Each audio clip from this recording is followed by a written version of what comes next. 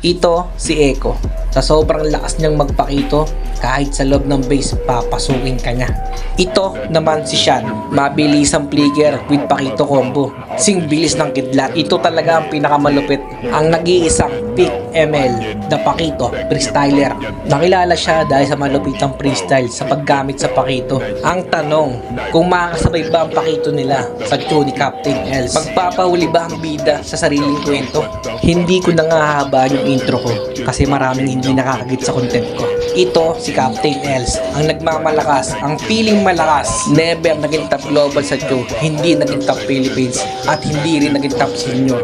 Top 1 barangay lang, hirap pa eh. Sadyang malakas lang ako sa sarili kong kwento. Guys, kwento ko to! Dapat akong bida rito! Sana gets na ng lahat, no? Sabi nga pala ni Pick ML, yung main account niya sa ML ay hindi niya nahawak.